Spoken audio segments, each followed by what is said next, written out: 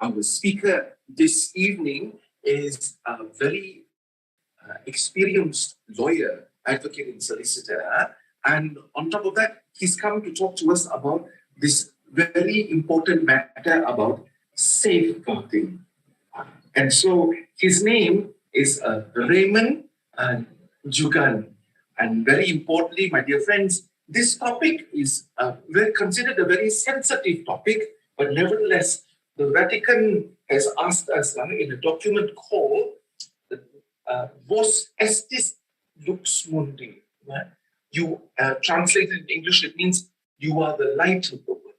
And so this topic has been taught about sex abuse and how we prevent it in our churches, particularly for all those people who are involved in ministry, where we deal with children. And so we need to look at this area. And so today, Raymond Jagan will be doing this for us. Tomorrow, it will be another speaker called Chris.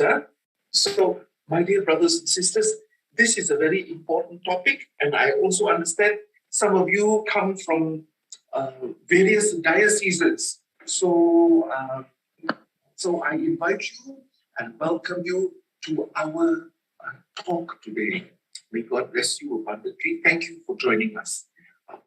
Without further ado, let me hand you over to Raymond Jugan. Yes. Thank you, Father. Good evening, everybody. My name is Raymond Jagan. I'm a retired civil servant, formerly with Social Welfare Department, Jabatan Kebajikan Masyarakat. I was a Pegawai Psychology counselor with the Social Welfare Department. I've worked in various services under the department, including child protection services with the elderly and so on. And today, like what Father was saying, the importance of today's discussion is related to the Archdiocesan child protection policy. Now, the Archdiocese has got its own child protection policy, something that was developed, and all of us, church personnel, all of us who are in some way involved with the Archdiocese as full-time workers or as volunteers or in any capacity, we are involved with the Archdiocese, we must be aware of the child protection policy or the safeguarding policy concerning children. Now, this is a requirement by the Vatican itself, and so we will touch on this quite deeply today and tomorrow. Tomorrow, my colleague, Mr. Chris, who is a lawyer, will handle the legal aspects of the policy itself. All right. So today we will have a three-part session. The first part will be on awareness on child protection. I will speak for about 45 minutes. Then we will do a Q&A. We will take a 5-minute break. And then at 9 o'clock, we will have the child protection policy itself, the safeguarding policy itself. I will do an introduction, which is about half an hour. And then we'll have a short break, again, a 5-minute break. And then we will finish off with the third section, which is the reporting and handling of a suspicion or allegation of child abuse. What do we do if there's an allegation or if there is a suspicion of child abuse? So there are three parts to today's workshop, actually. So I will start off with the first section, that is the awareness of child protection. Just hold on, I will share screen right now. So thank you, Raymond. Excuse me. I will excuse myself. Okay, fine. And of course, tomorrow it will be Chris Pushi's turn. Yes. God bless you all. Bye-bye. All right. Thank you, Father. All right. Bye-bye.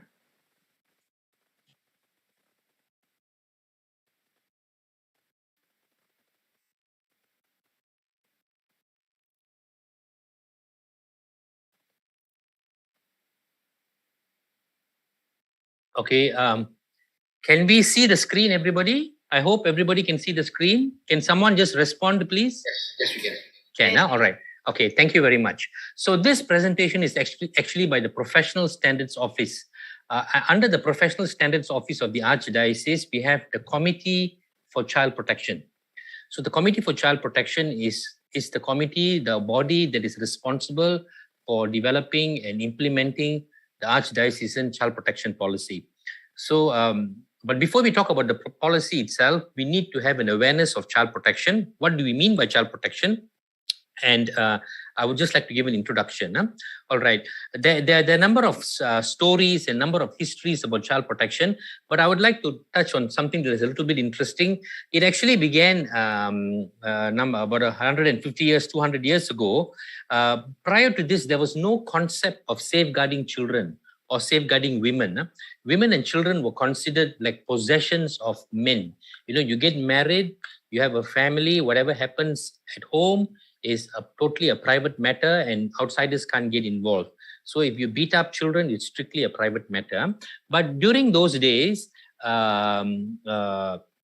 they used animals for a lot of work. So there was, in America, there was this group called the American Society for the Prevention of Cruelty to Animals. They formed this organization because people were cruel towards animals. So the whole idea of protection actually began with animals first, not with people, protecting animals. And then what happened was, there was this famous case of Mary Ellen in 1874, 10-year-old girl who was severely abused by her family physically. And then they said, look, if we can save animals, if we can save these creatures, why can't we use our regulations to go and save this young girl? So they used their regulations as a basis, as a justification to get involved to help this girl. And then they formed the New York Society for the Prevention of Cruelty to Children. So this is a little bit of history. So the big issue at that time was child labor. Of course, children used to work all over the world, in fact, in Asia also, but we do not have photographs or pictures. So here are some photographs of child labor that followed the European Industrial Revolution, which started off in Europe and then spread to America and Canada and so on, where children used to work in factories. Also, the agricultural sector. Children worked in the mining sector, in the fisheries sector. So there was a lot of activism also at the time. Children should not work. Why are they working? And children should be at school. It is, we shouldn't exploit children. Why do they use children to work? Because you pay them less.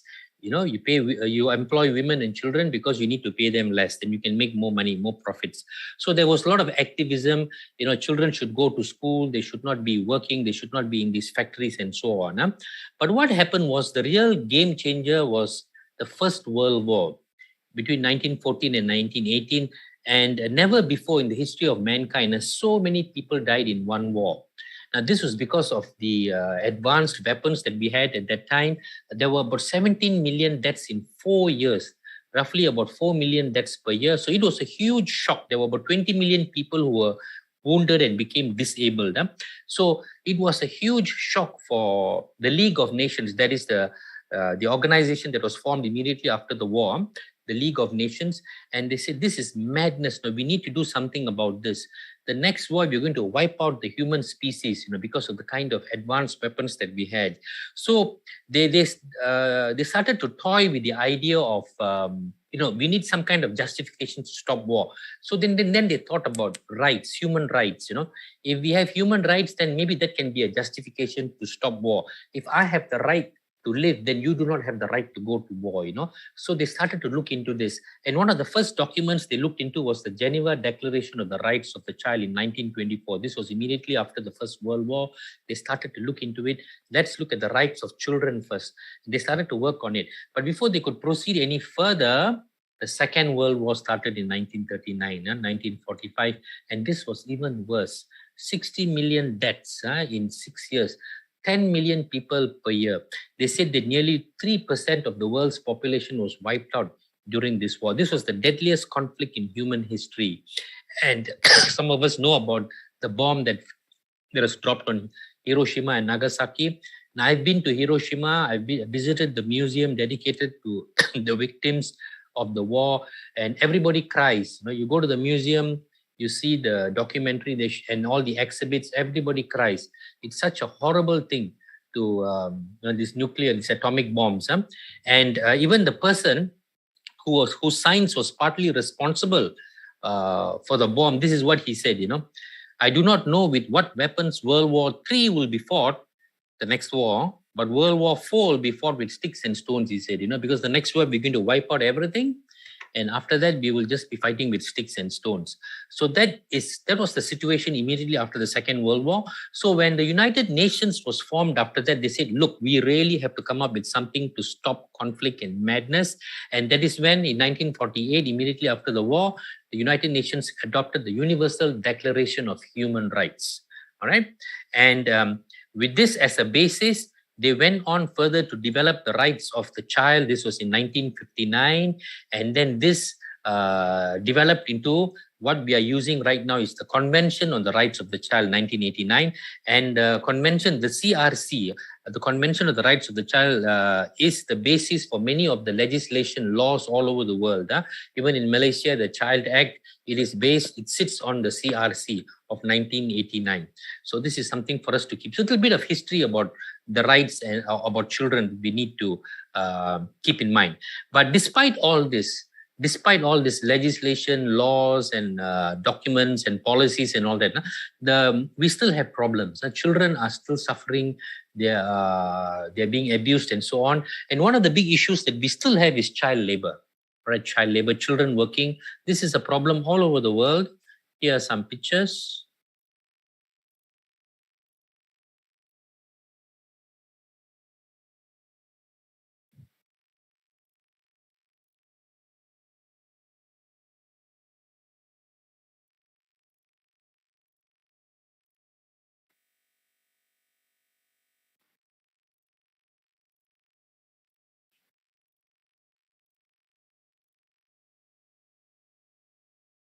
Okay, this is one of the worst forms of exploitation that I've come across. This was based on a report by the United Nations. These children trafficked, they were bought and sold, brought across the border from Afghanistan and sold, and they work in these brick factories in Pakistan and India, where these bricks, every 2 days they have to change the position of the bricks so that the bricks can dry under the sun, and they need to use very young children below the age of 8, because older children will be too heavy for the bricks will break. So can you imagine children like this working for long hours, 4 to 8 hours per day, the kind of fear, the kind of control they experience, and possibly the kind of beatings that they go through. But we also have child labor in Malaysia. Right? Also in Malaysia, it's not just in other countries. We know that in the Pendalaman, in the estates, we have children who are helping their families in Sabah and Sarawak.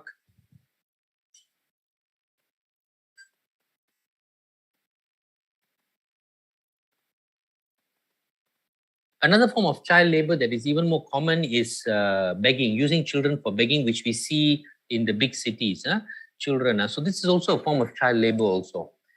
Okay, when I was working in the social welfare department, we do these operations to go and pick up these children.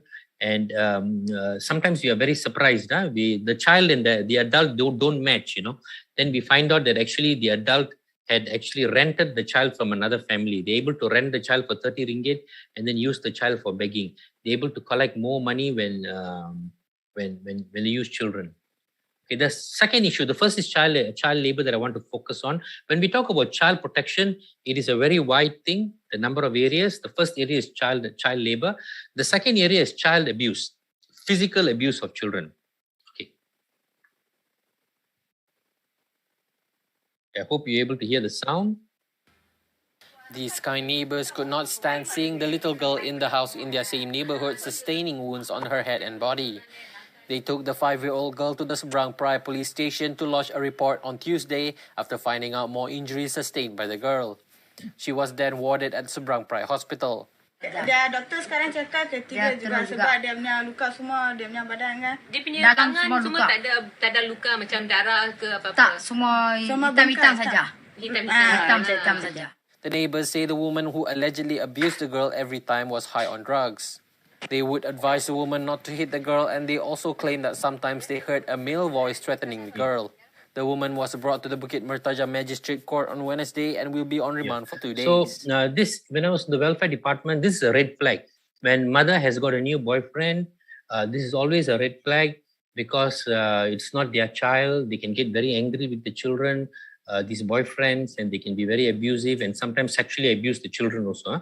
This is quite a common thing that happens when, in some cases, when women have a new partner. All right. So these are some examples.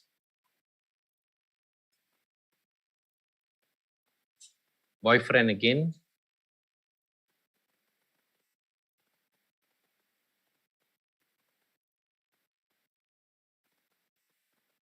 Tuition teacher also.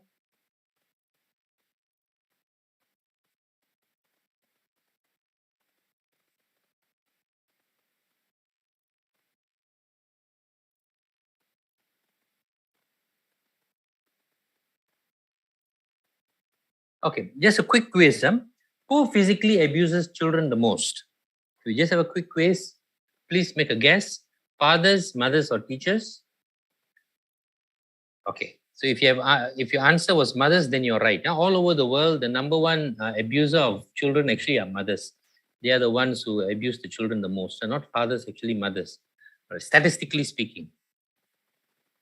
Okay, the first thing we did on child labor. The second was physical abuse of children. Now, the third thing, this is also physical abuse of children. We call this child-on-child harm. Commonly, the common term that we use is bullying.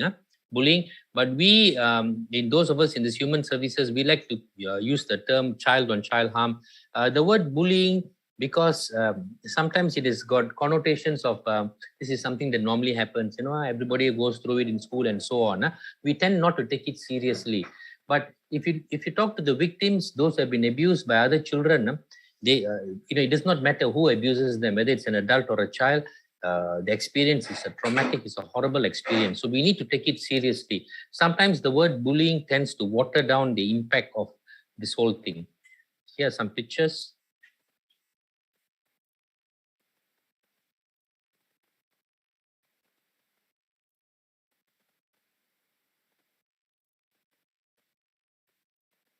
Yeah. Now, you see, in this case, an 11-year-old boy choked and battered to death over 4 ringgit. This happened in an orphanage just in March. Now, from my experience, I used to work for many years in the school for juvenile offenders, Tunas Bhakti. And the problem is this, young boys, especially teenage boys, when they get violent, they can be very, very dangerous because they have poor judgment. Their prefrontal cortex is still not developed, the front part of the brain. They have very, very poor judgment, and so this is something that we need to keep in mind. Adults can be quite concerned. They can be concerned, what if I kill the child? What if I, hurt the child badly and go to jail and so on. But children, when they get violent, they have very, very poor judgment. They do not think about consequences. So we need to take bullying, the so-called bullying, very seriously. We need to call it child-on-child physical abuse and take it very, very seriously. Okay, just a quick video on this. Yet another video of a schoolboy bashing up a classmate has gone viral.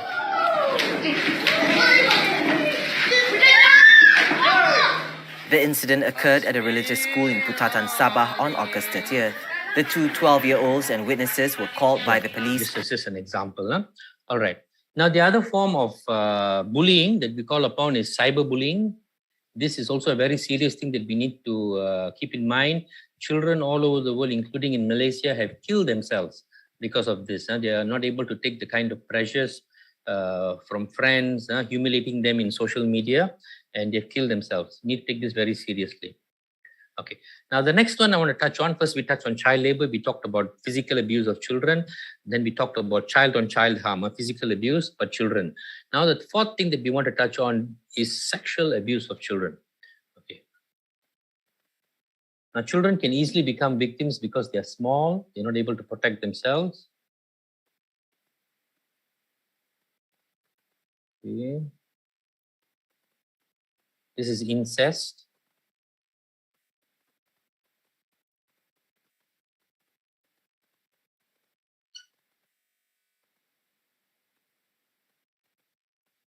All right, so this is another video, quick one.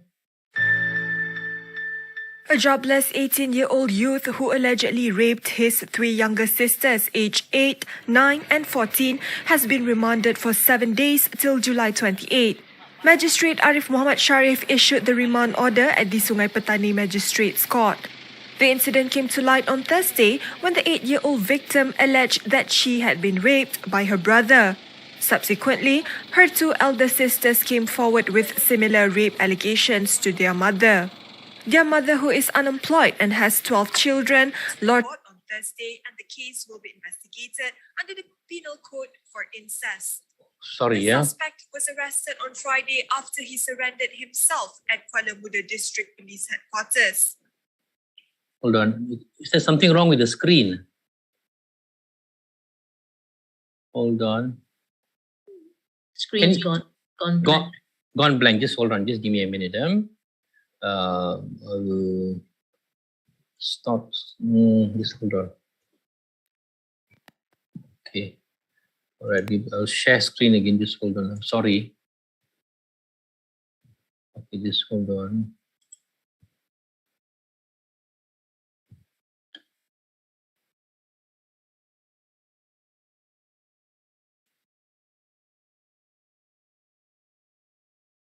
Just give me a minute.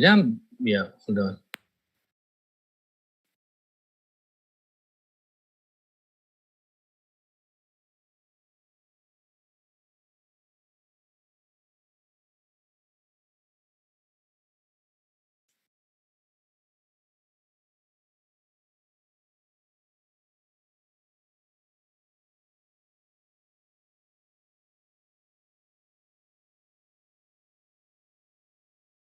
Okay, can you see the screen, please, everybody?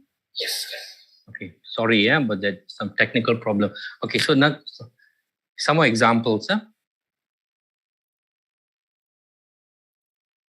This is a terrible case in 2021 where this guy allegedly attacked an infant, a child, a baby, a 9-month-old baby. Okay. And this was a very surprising thing that happened. One of the world's most wanted pedophiles was arrested in Malaysia. All right, the one he was a terrible thing happened in Sarawak, and they arrested him. It was the Australian government police with the Malaysian police, and the Australian police have been keeping track of him over 10 years. They could not trace this guy because he was very good at hiding in the dark net. And it was by if you go and Google and read about this, it was quite an effort put in by the Australians to trace him. And finally, he was caught and jailed. He had been sexually abusing children in Sarawak, in a small town there, and then posting the videos on the internet. Okay, so this is the case. Yeah, in Lundu, a small town in Sarawak. So joint efforts between Malaysian and Australian police, one of the top 10 offenders in the world for online child exploitation. So this is 40-year-old man. He has been active since 2007 and was linked to more than 1,000 images and videos of sexually abused minors. Malaysian. Okay. Now, who are the main perpetrators of child sexual abuse? People known to the victim or strangers? Okay. This is a quick quiz. Now, if your answer is this, people known to the victim, then you're right. Most perpetrators of child sexual abuse are people known to the child, not strangers, known to the child. Okay, 89% actually, and strangers around 11% only. Okay, 89% are people known to the victim. Okay, now we go on to something else that is very important also, sex trafficking of children. Children trafficked for sex, sold for sex. This is a phenomena that happens all over the world, including in Malaysia also. So sex trafficking of children happens in Malaysia, and the Women's Ministry has got shelters for victims of sex trafficking who are rescued by the authorities, by the police, and so on. And when I was working as a counselor in the social welfare department, I led one of the teams that provided counseling services for one of the centers for children, child sex trafficking victims. And now the center is not here right now; it's in another state. But when they were in KL, we were involved, and it's terrible. It's really true. It's happening in Malaysia. We have women and children who are forced into the sex trade by syndicates. Mostly they are run by syndicates.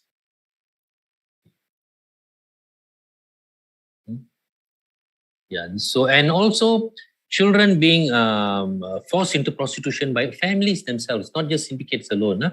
Even families, mothers have sold their children as such.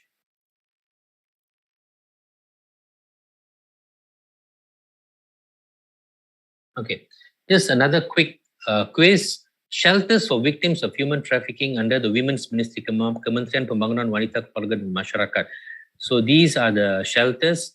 We have one in Kuala Lumpur, one in Kota Kinabalu, Johor, and then for men also, Melaka, these are victims of labor trafficking, basically, labor human trafficking. All right. Now, where is the shelter for child victims of human trafficking? It used to be in Kuala Lumpur.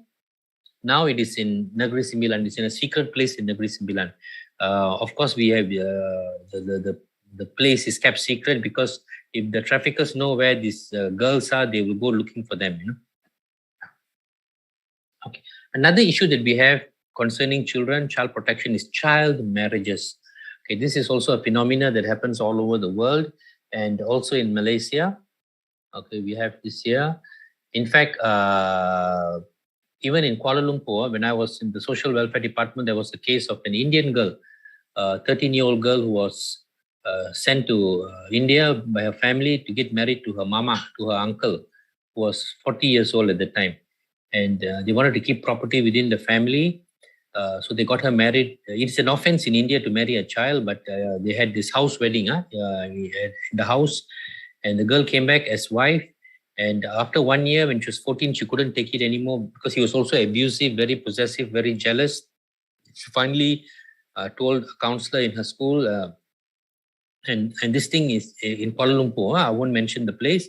And the counselor called me up, and I went and saw this girl and met her and asked her what she wanted. And she said, please, I want to stop this whole thing. I don't want to be married to somebody. I want to study. And yes, of course, we have to take action under the law. And long story, make it short, we may manage to rescue the girl, and we took the police took action against the family. And the girl is now in university. And okay, so that was the story about that girl. All right, so non-Muslim child marriages are on the rise. According to the authorities, the number of child marriages among non-Muslims has doubled between 2015 and 2019. Okay. Now, this is a suggestion by activists that we should make SPM mandatory, because right now it is mandatory to be in school, primary school. All children must be in school for primary school, but secondary school, it is not mandatory. Children can drop out of school when they're in Form 1. Now, the suggestion is that we should keep children in school until they are SPM, because research has shown the longer girls are at school, the longer they stay in school, the later they get married and the fewer children they have. Again, if the longer girls stay in school, the later they get married and the fewer children they have. So this is something that we need to keep in mind. We need to advocate for. Another issue that we have is missing children under child protection, children who actually go missing. And this happens yearly. It happens. The Women's Ministry takes this very seriously. They've got a number of mechanisms. The police also, they have an alert system when children go missing. Now, this is a bit old statistic, 2014, 2015. Nearly 4,000 Malaysian children went missing in those 2 years, according to the authorities. But I think most of these cases were actually children who ran off with boyfriends or girlfriends, and they may have come back, but the reports have not been withdrawn because that's a very high figure, 4,000. But children do go missing. When I was in service also, we have had children who have gone missing, and there is always this suspicion some of them have been trafficked and sold into prostitution. Now, I did not mention earlier, sex trafficking of children. Most of the children involved are foreigners, because it's and women also are foreigners, because it's easier to control foreigners. They do not know anybody. You can just lock them up in a condominium and you can control them. It's more difficult to control local, to hide local people. But we have cases of young Malaysian children trafficked. Now, these children, girls especially, who have behavioral problems, they've run away from home, boyfriend and so on, and parents have made police report. Now, these syndicates look for these kind of girls, because when these girls have got a record of running away and going back home, they are the ideal girls to kidnap and use for sex trafficking. Because when you take away the girls and hide them somewhere, the family thinks they've run away again with a boyfriend. Okay, they don't know that they have been stuck. So I've interviewed some of these girls who have been rescued, and I don't have time to share the stories, but it's really terrible. So we have to tell our girls, with behavioral problems, those who are running away from home, they are the ones the syndicates actually look for, because it's much easier to deal with this kind of children. The authorities will think that these girls just ran off with a boyfriend. Okay. So this is a famous case. Shalini is still not found. All right. Now, the other issue under child protection that we need to keep in mind is the verbal and emotional abuse of children. Okay, verbal and emotional abuse of children happens all over, happens in families, happens in school, and so on. Now, it is also a form of abuse that we should not tolerate. Okay, I myself was a victim of this kind of abuse when I was in school. When I was 13 years old, I remember I was a very tall boy at the time. I was studying at LaSalle Brickfields, and suddenly, they decided that we should pay school fees. Before that, we did not have any school fees, but for 1 year, for some reason, there was a change of policy, and all the children had to pay school fees. So at that time, it was $10, which I think by maybe like today would be about 50 ringgit or 50 or 60 ringgit, and so that was a lot of money. So it became a problem for all of us, because most of our families were struggling, financially, and end of the month scared to go to school because teacher will scold when we do not come up with the money. And there was 1 month I could not pay. My dad was telling, tomorrow, day after, and so on. And me and 2 other friends did not pay. And the teacher was so angry because she had to collect the money and give to the principal. So out of anger, she decided to punish us, scolded us and all that, and made us stand, not on our chairs, made us stand on our desks, on our tables, So can you imagine 13 years old standing on top of a table, and then you have all these St. Teresa's convent school girls passing by, looking at us standing on our tables. I'll never forget how embarrassed I was. I remember standing there, not sure who to be angry with. Be angry with my father, be angry with my teacher, or be angry with myself for being poor, So the thing has stuck in my head. And so, children, when they're verbally abused, psychologically abused, this is something that it can have long-term impact on them. So this is something that we should not tolerate or allow. Another issue that we have is child neglect. Children who are neglected under child protection, this is an important issue. Failure to provide food and clothing. This happens when parents are irresponsible, especially if they're drug users, or they themselves come from dysfunctional families. Children from dysfunctional families become dysfunctional adults, and they get into dysfunctional marriages, and they are the ones who do not do a very poor job looking after children, and they become cases of neglect, which the social welfare department, every year they have many cases like this dealing with these kind of cases. Failure to meet healthcare needs. This is another big thing, especially in the rural areas where families think that when children fall ill, it's because of some spiritual thing, spirit thing, and then they do not take children to hospitals or to see the doctors until it's too late, So this also happens. Yeah. Failure to send to school. All right. We have now and then we come across cases where children are kept at home, not sent to school. Failure to provide emotional support. Now, this is a growing big problem not just in this country, all over the world, because parents, adults are just consumed by their gadgets and social media. And now you see families are very quiet. In fact, we know there are families who do not buy televisions anymore because everybody's watching their own media. The watching media has become fragmented, and we are not, everybody's watching whatever they want, And so, last time they used to gather in front of the television, but no more the case right now. And they're not talking to each other. Families are very quiet. Okay. So this is another example of neglect. Disabled teen left to fend for himself. This boy, Muhammad Firdaus Dola, and very sad. He was rescued by the authorities, and after a few years, he actually died, this boy. So another case, children, toddlers found wandering around the middle of the night.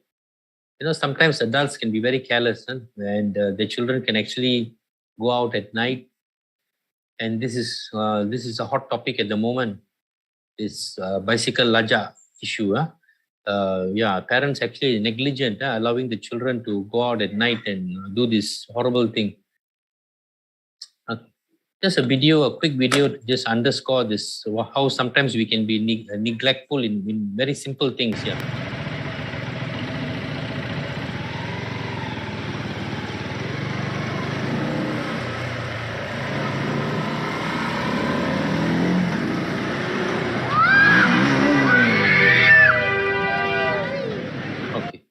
It's an example. Right. And then now and then we have cases like this. Children left in a van, left in a car, and then, the outcomes are very bad. Baby abandonment, this is another issue that we have in this country. Buang bayi, they say.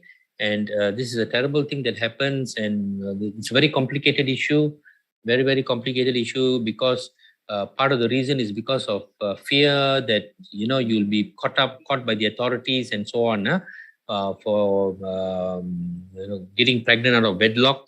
And this is one of the reasons they want to hide their pregnancy. They throw away their babies. So this is a very complicated issue, but it happens. And according to the authorities, 7 out of 10 babies which are dumped end up dead. And between 2014-2018, there were 577 baby dumping cases, which works out to roughly 3 per week. 3 cases per week, which is quite high. So this is something that needs to be looked into. It's quite complicated, the issues, but it needs to be looked into. Okay. Now, the other thing that we have is the internet risks. Related to the use of internet, children are in danger, at risk of being abused and so on. Of course, we have online misbehavior. All these are examples of online misbehavior. But the bigger problem that we have is addiction to social media and computer gaming, which is a real addiction to chemicals that are released in the brain, dopamine and oxytocin. And when we release a lot of these chemicals by overusage of this media, we can actually become addicted to these chemicals. And I think, this is common knowledge right now. Many families are struggling with this problem. And the other issue that we have is the violence and sex and dark characters in games and, in what children are watching in media. When I was a young boy, we used to play police and thief. It was always good versus bad, cowboys and Indians, red Indians were bad, the cowboys were good. Always it was good versus bad, But right now, it's different. It's not just good versus bad, it's good versus evil, because the bad characters, if you look at the bad characters, they've got elements of, satanic elements in that. So, and the scenes are very dark and gloomy. And so children play these online games, play these video games, and they're always dealing with dark themes. How will this impact their psychology? How will it impact their psychic? This is something we don't really know. We'll only know in another 10 or 15 years from now. Okay. Another issue that we have is child grooming through the internet. Child grooming is when generally adults, make connection with children with the purpose of wanting to have sex with them. Okay. This child grooming happens in Malaysia also. Even from 2016 also, the IGP said this is an extension of pedophilia. Even at least one American cyber groomer has been arrested and charged in court in the US because among his victims was a Malaysian. All right, because from a distance, they contact children here and then, make friends with them, get them to expose themselves and so on. Okay. Yeah, and then they meet these children, have sex with them. This is in Singapore. The other issue is child porn is also an issue. It has been on the rise since the MCO, according to the police. More cases of child pornography. Okay. Now, which age group of girls are most vulnerable to sexual grooming? It's another quick quiz. Okay, if your answer is 13 to 15, you're right. Now, the research has shown that, those who are after standard 6, they go to Form 1, Form 1 to Form 3, they are the ones who can easily fall into these traps, grooming traps. Okay, because after standard 6, they feel that they're grown up, they're adult, and then if, somebody tells them they're good looking and this and that, they can easily fall into a trap. Yeah. So just need to keep this in mind. After 15, they're a bit more mature. So even the police, PDRM 2016, they have formed this Unit Siasatan Cyber Sexual Kanak-kanak to deal with this. Right? They're trying to take this seriously. Another issue that we have is sexting. Sexting is like texting, but sending videos and text messages with sexual content.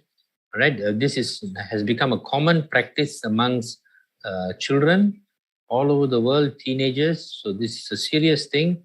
And then you have consequences like this even in Malaysia. We should tell our children, don't ever do this stupid thing. Don't ever do this stupid thing. And then when they become adults, the stupid things that they did when they were teenagers comes back to haunt them.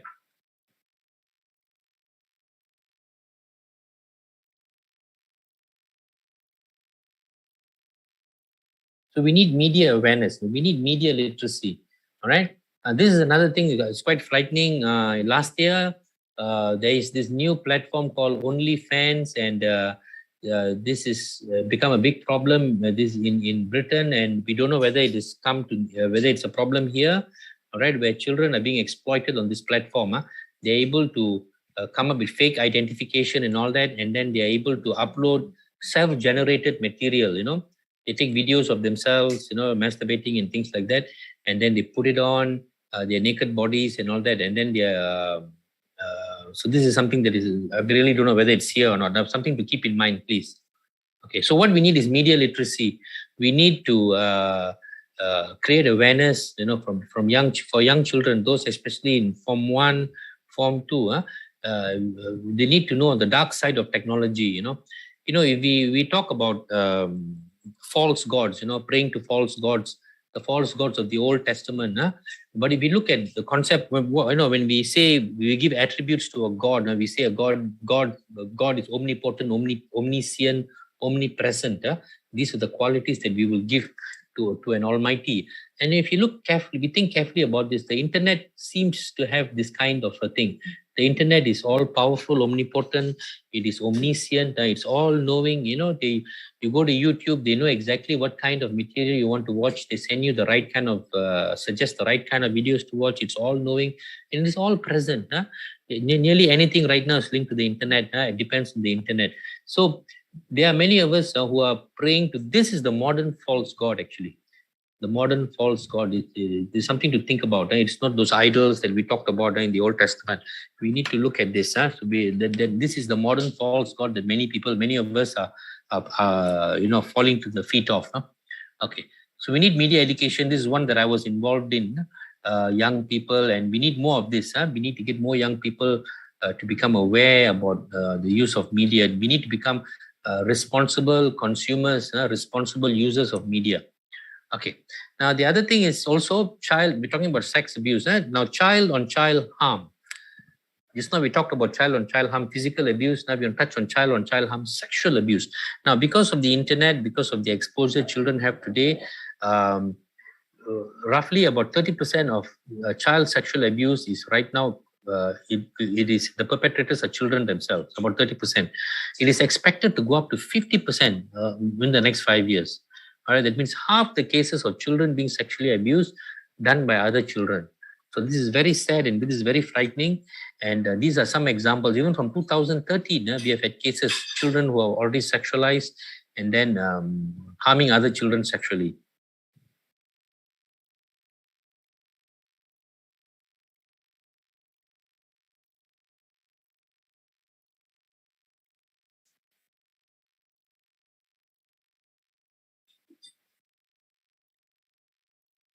Yeah.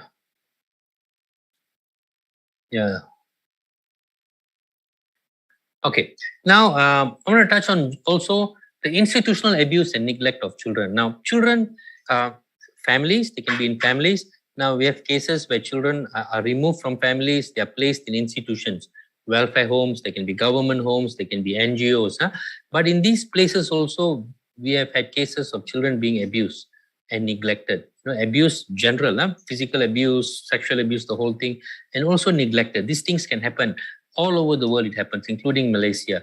And abuse of children can also happen in services also, not just in institutions, but services where they come for certain services like tuition in schools or even churches that they can come for catechism.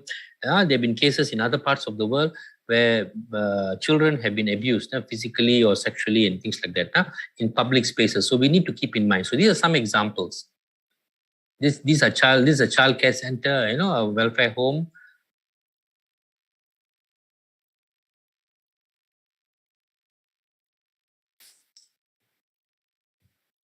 And this is the current case that is going on in the media about the girl Bella.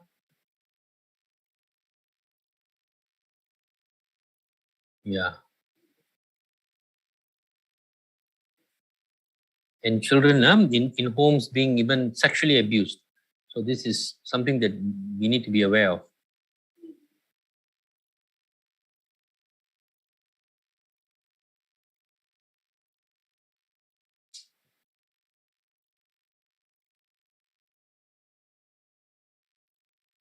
Also in churches, and this is in Singapore, and happens in churches, not just in other institutions.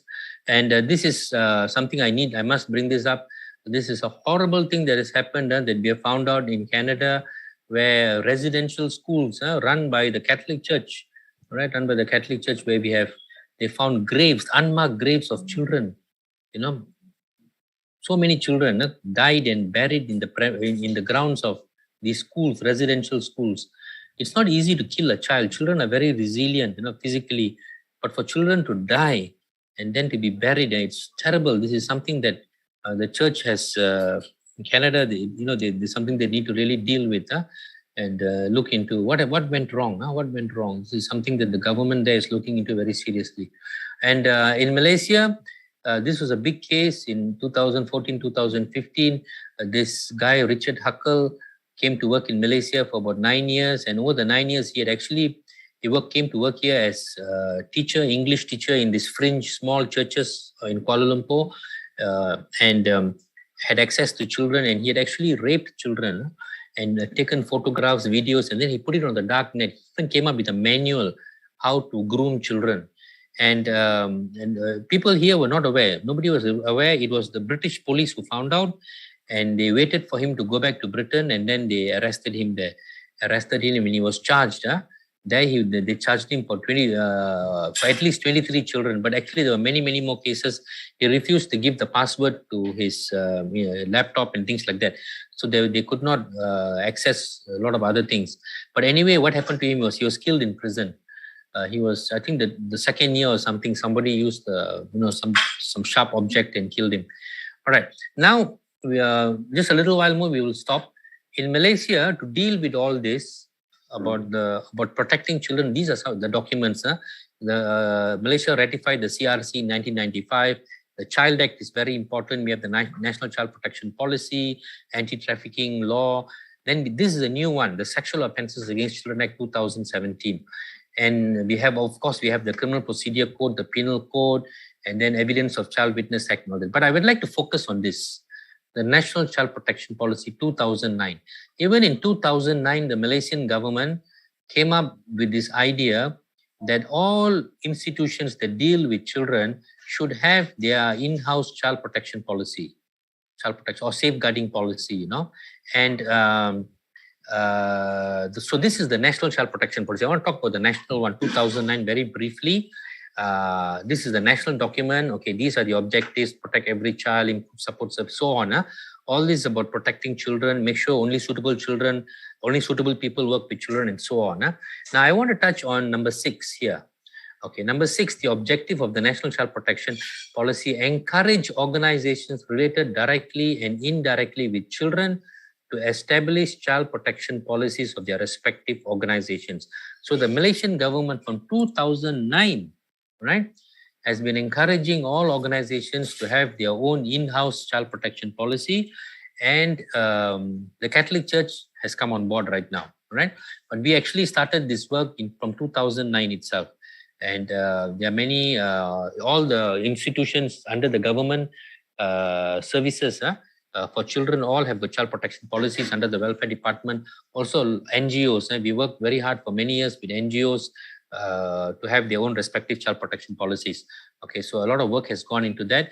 Now the Catholic Church has come on board, and we are very happy about this.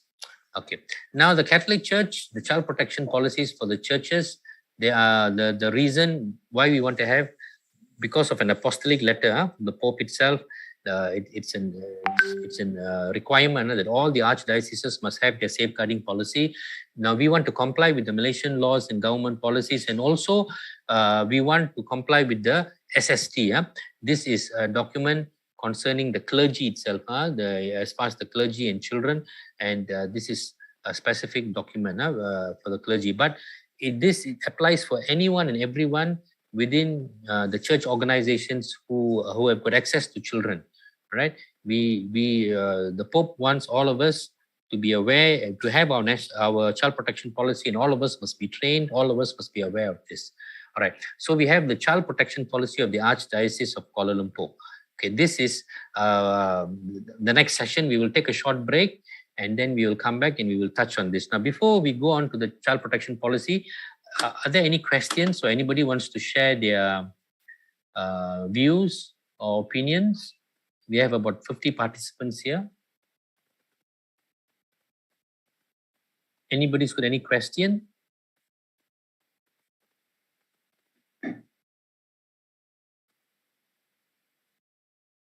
Anyone?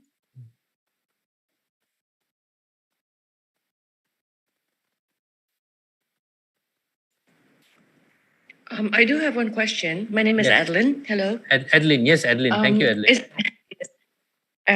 It's actually related to, because a friend of mine who really wanted to attend tonight couldn't do it, but she had some questions that she wanted to have clarified. I mean, your presentation was very, very clear, so thank you for that.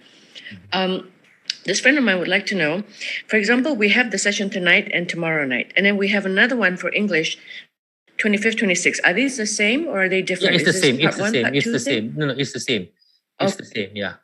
This is actually just for 2 days. Okay. Yes, 2 days. Yes. There'll be a different group. Okay. Yeah, different group. All right. All right. Thank you. All right. Thank you for that. You. And any other questions? Miss Perpetua Pang is here also. Hi. Good to have you here. Hi. Hi. I remember, you came to Kuching to present, right? Yeah. Thank you for joining us today. It's such an honor to have you here. All right, thank you. Refresher. Yeah, good, great. Thank you for your presentation. Yes. Okay, anyone, any questions? No? Okay, maybe perhaps later. Now we will take a short break. We will meet at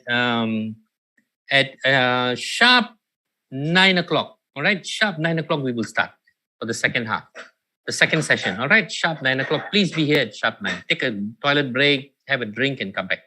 All right, thank you.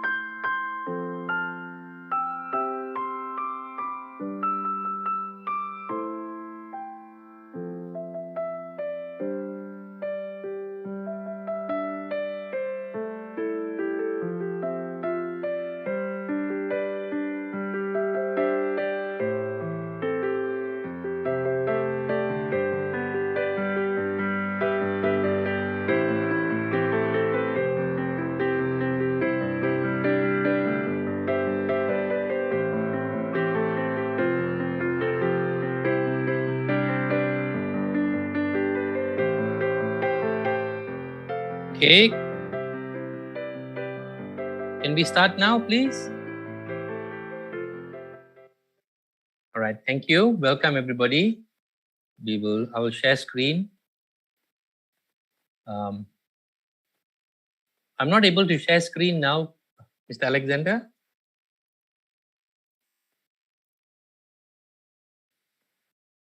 Okay. Thank you, sir. All right. Just hold on.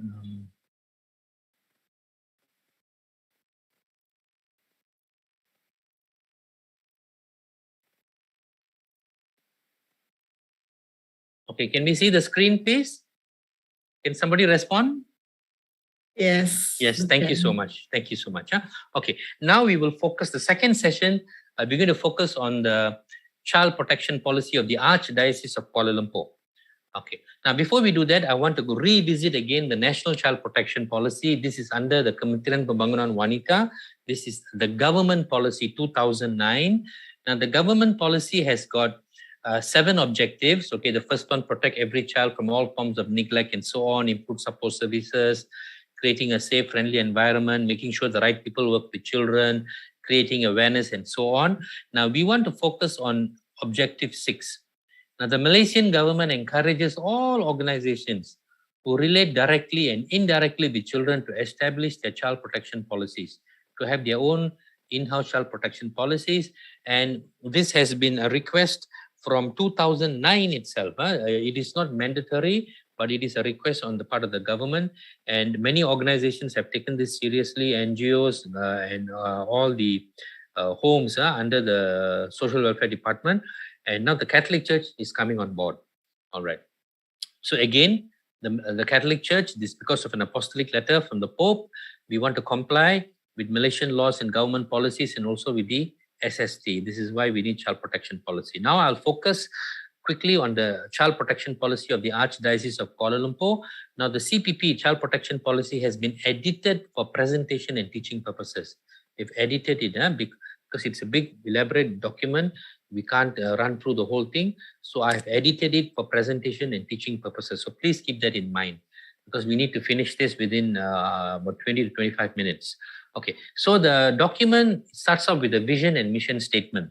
So we want to make sure we provide a secure and nurturing, safe environment for children, and we want to comply with Malaysian laws, policies, and also with the SST. Okay. Now the second part is a statement of commitment. We make a commitment that we want to protect children based on the United Nations Convention on the Rights of the Child, and we want to make sure that our CPP will serve as a safeguard for everybody in the church, all children in the church, and we will have child-safe principles for recruitment of church personnel. We'll make sure that people who are recruited are the right people. And then the other commitment that we make finally is that we will respond promptly to any complaints and we will cooperate with the authorities in any investigation. So this is a strong commitment by the Catholic Church, by the Archdiocese of Kuala Lumpur. And then the third section, it's a very long, elaborate document on definition of child maltreatment. The term used is child maltreatment. Under maltreatment, we have child abuse and child neglect. And under child abuse, we went through the whole thing just now: physical abuse, child-on-child harm, sexual abuse, neglect, and so on, trafficking and everything. We went through it. So the document will detail this whole thing out, what we understand by child maltreatment. That will be the third part of the document. The fourth part will be principles on the conduct of church personnel, visitors, and service providers. So church personnel, we are the ones today. We are sitting here today. We have already done this presentation, this training for the clergy. We have done the training also for the catechists, those who teach catechism. They are a very important group because they deal directly with our children. And from now on, we'll be focusing on church personnel. Church personnel are those, and also religious, those of us, church personnel or anyone who is dealing, including volunteers also, full-time workers, volunteers, and so on. All right, any kind of service provider, those who come and provide services to the church, even visitors also, So this will be the principles. The church shall be a child-friendly and child-safe space for children. All church personnel, we will sign the CPP, We will all get a copy of it, it's still in work in progress. It will be done. Father Gregory is working on it. And then those of us who have attended the course will be given certificates, and then we will have a copy of the CPP, a brief copy of it to have an understanding what's happening. And then all visitors and service providers will also be briefed on the CPP and the requirements, those who come in contact with children when they come and provide services in the church. So then children must be treated with respect at all times. So these are some of the principles that we will hold on to, and their opinions sought on matters affecting them. We will respect their right to dignity, privacy, confidentiality, all right, and we will recognize and support children's emotional, spiritual, and developmental needs, especially with children, concerning children with disabilities. Okay, so these are the basic principles that will guide us in our conduct with children. And then we will also write protocols. Protocols will be setting specific. The child protection policy is something very general. It applies across the board, but the settings in each church can be different. Our physical layout, the way we operate, it can be different. So we will need to come up with added requirements. We call it protocols, So this will be setting specific. So it will be done, let's say for the catechists, they will need to come up, something that is relevant to their setting, For example, meeting alone with a child, not to be in any isolated area in specific areas. For example, in this, let's say a particular church, there are certain areas which we feel are not conducive for adults to be alone with a child. So then we have to come up with these written protocols, which will be an addition to the child protection policy of the Archdiocese. Principle number 5 is we talk about screening and recruitment. We will screen and recruit and make sure the right people work with us, so that they would not be of any harm to any child. We will not employ or engage anyone with a criminal record of abuse against children. We are not against those with a criminal record. Those who have been to prison, they can still work with us. But if they have a record of having abused children, then we will not employ them. So that is our commitment, right? And then service providers to be engaged based on recommendations and referrals. When we get people to come and provide services to the church, plumbers and so on, we make sure that we know something about their background, and to make sure our children are safe. So these are the basic principles for screening and recruitment. And we also will, all church personnel, all our names will be sent to the Social Welfare Department, our IC numbers. They've got the system, Semakan Pesala Jenayah Sexual Terhadap Kanak-kanak. This, we have to write into the Director General of the Social Welfare Department, and just send in our names and IC number. They will run it through the system. And if we do have a record, or a court, we have been charged in court before, for misbehavior with children, kind of abuse or neglect, and immediately the welfare department will inform us, So we will screen everybody. Everybody's IC will be sent. Those of us who are working, volunteers and full-time workers, clergy also, all our IC numbers will be sent, and they will run through the system. Okay, so this is also part of the screening that we'll be doing. Number 6 is principles for handling, reporting, and abuse. Now, this is a separate topic by itself. How do we handle and report abuse? Whenever there's a report of abuse or neglect, what do we do? This will be the third part of today's workshop. So at 9:30, I will touch on this, right? Okay, 7, communication. So the child protection policy also talks about communication with and about children. We must communicate appropriately with children, appropriate language and so on. We will make sure that all of us will not engage in any kind of misbehavior as far as communication is concerned with children. And also we will practice confidentiality in terms of any kind of information, personal information about children that we come to have access to. Okay, so these are the basic principles, all stated out in the child protection policy. And then training in child protection, we will have ongoing training like what we're doing today to raise general awareness on child protection and the child protection policy.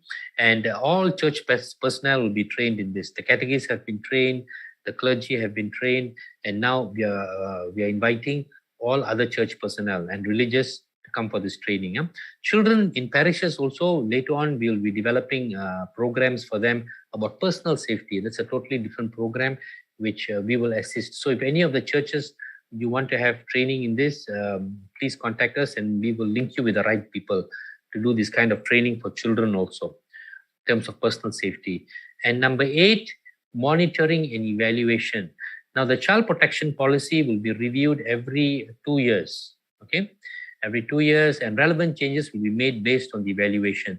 So the evaluation will be based on feedback from all of you.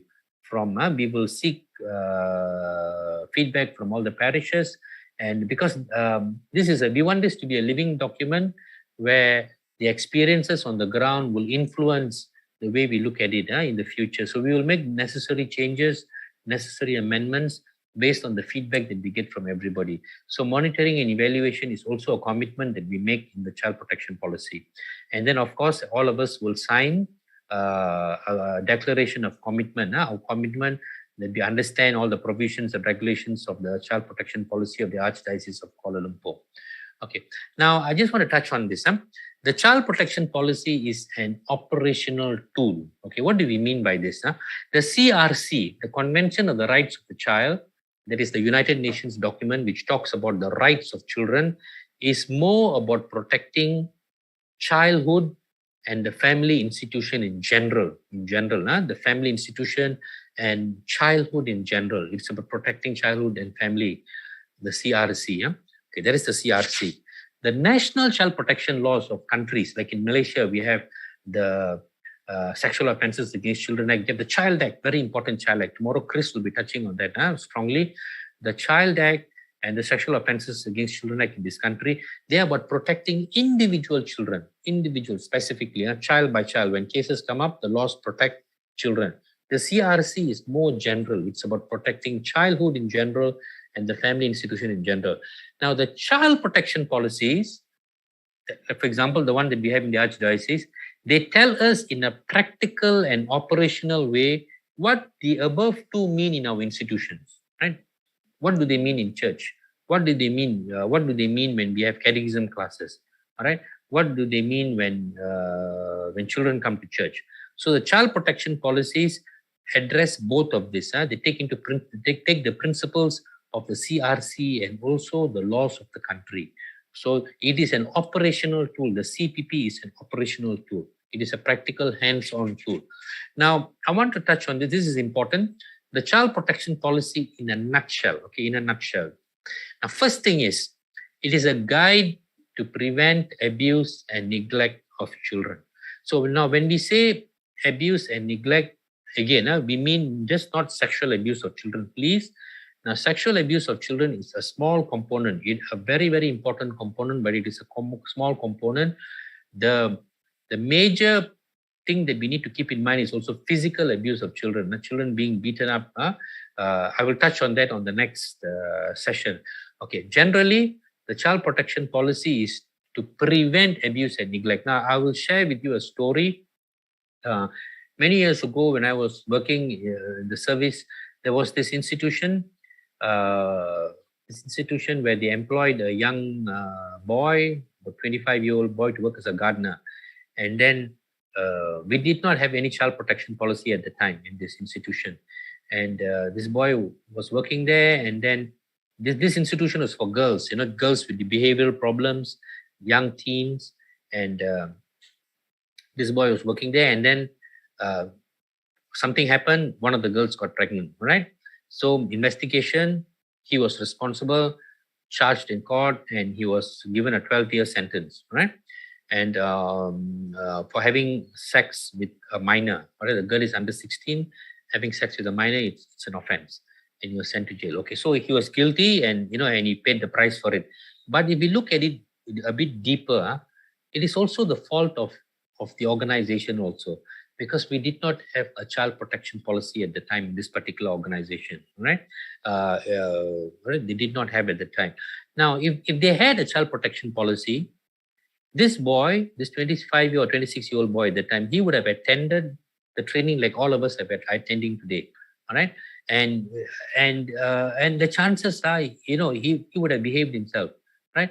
99% of human beings, when they are told upfront what they can do, what they cannot do, they follow. We may have this 1 or 2% of mad people who would still, do things that are wrong. But the vast majority of human beings, when they are told upfront, they will tend to behave. So the child protection policy works, and when Father Hans Zollner, the Jesuit who, from the Center for Child Protection, Vatican, the Pontifical Gregorian University, he was down in Penang, and he was, he did training for us, and we asked him about the effectiveness of child protection policies, and he said, based on research all over the world, when we have child protection policies, it is effective in bringing down the number of allegations and of abuse. People tend to behave. The moment we have child protection policy and people go for the training, they are told upfront what they can do, what they cannot do, what is not allowed, people tend to listen and behave. So it works. It really works, So that is why we need to have this safeguarding policy, child protection policy. So that is the first thing that we need to keep in mind. The second thing is, it is also a self-regulation guide for church personnel. For us, it'll help us to regulate ourselves as individuals, as individuals. I'll just give you an example. When I was working in this government institution, and I was studying counseling, and I was going to become a counselor and all that. There was another institution whereby another government institution, also for girls, children with behavioral problems, young teens and all that. And the warden at that place was a friend of mine. And then she called me in one day and said, Raymond, please, why don't you come? You're free on Sundays. Just come and help our girls. Many of them have got all kinds of problems, family problems. They are here in the institution, do some counseling for them. And I said, yeah, I was excited because I was studying counseling and all that. And I wanted to, good practice for me, and not just helping the place, but it's good practice for me. I said, okay, I'll come on Sundays. So I used to go there on Sunday evenings, So the first time I went there, I remember when I went there, this place, they immediately took me, the staff took me to a counseling room. Bilik counseling, wow, beautiful. Opened the door, they had settee, sofa, flower, all that, beautiful place. Bilik counseling. They said, Mr. Raymond, you can use this place. We will send the girls, wherever, and then you can lock the door, close the door, because counseling is confidential and all that. Now, the thing is, at that time, I was already aware of child protection policies, I was already exposed to this kind of thing. So I was in the know. Because I was in the know, I said, no way, I'm not going to see any girl in this room, because when you lock the door, there are no glass panels from outside. Nobody can see what's happening inside. I don't want to be alone with a girl here. Then they said, where do you want to meet the girls? I said, I'll see them outside, where you have these open cubicles, glass cubicles, and, table. And say, oh, but that is counseling normally. No, I said, no, it's okay. Even if you have a table and files and all that, and people see us, talking, it's okay. As long as they can't hear, what we are talking. They pass by, they see counselor and client, no problem, Okay, that was because I was aware. Now, let's say I was not aware. I was not aware of all this. And then, but I was studying counseling. And then they invite me, they say, Mr. Raymond, there is this Bilik counseling. I'll be very happy. Wow, Bilik counseling, go in there, beautiful. Yeah, that's good, We want privacy and all that. So I go in, lock the door, all right? Now, let's say it is, Sunday evening, it's an off day actually. Most people are not around, and suddenly there's lightning, thunderstorm, and then this, believe me, I'm a good man, good man, but good man also can fall. All right. Suddenly you see this young, pretty girl, 16, 17-year-old, long hair, no intentions, but because of the circumstances, I can fall. All right, maybe I start grooming the girl, Instead of becoming counseling, it becomes a grooming session, all right, with some kind of bad thing in mind. Now, what we call this is, the term that we use is, you become a situational offender. Okay, you're not an offender because you're a bad person, but because of the situation. You'd fall because of the situation. So child protection policies are good because they remove all those situations where people can fall. All right, we sit and we think, okay, in what situation can we fall, or we start abusing a child, or we start hitting a child? What kind of situation, where somebody may take rotan and hit a child, where somebody may start grooming a child? What are the situations, rooms and places and environments, and we remove all this Okay, we remove all this. So it is so important. That is why child protection policies are important. And we will regulate ourselves. We will regulate ourselves. So this is the second thing that we need to keep in mind, why they are important. Now, the third thing is child protection policies are also, they are a guide for steps to take if there are allegations or abuse or neglect. Now, very often people say, look, what am I to do?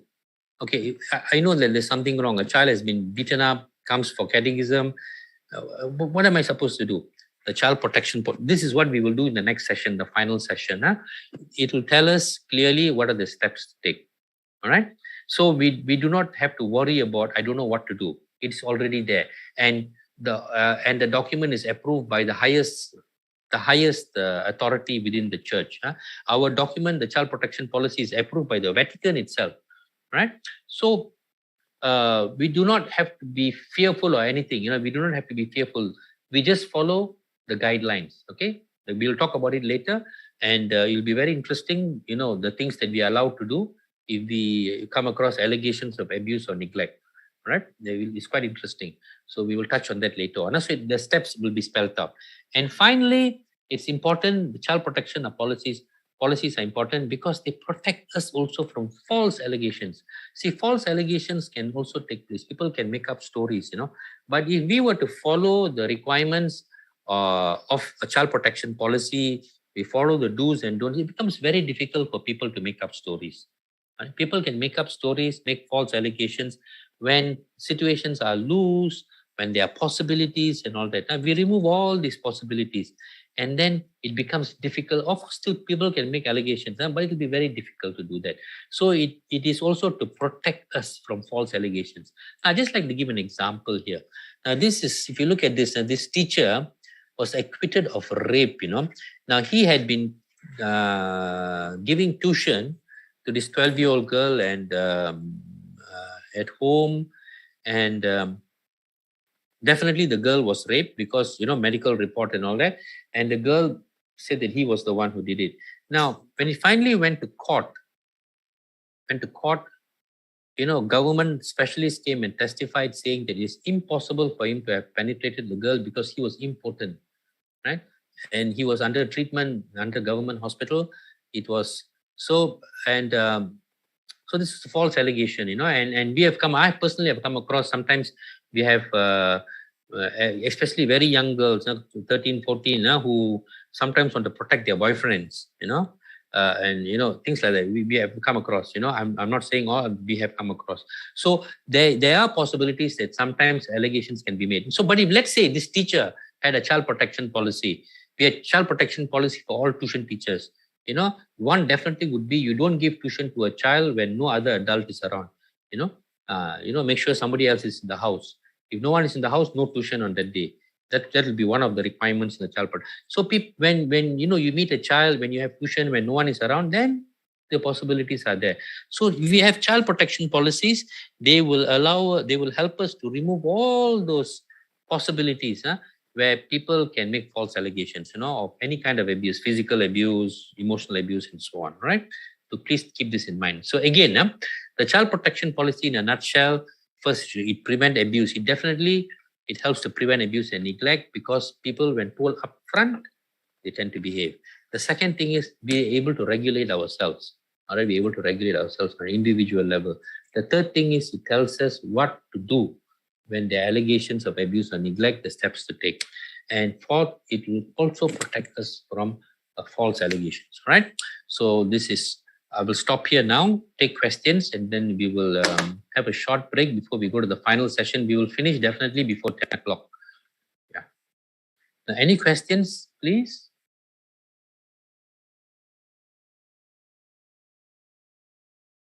Anybody? Any questions or any comments?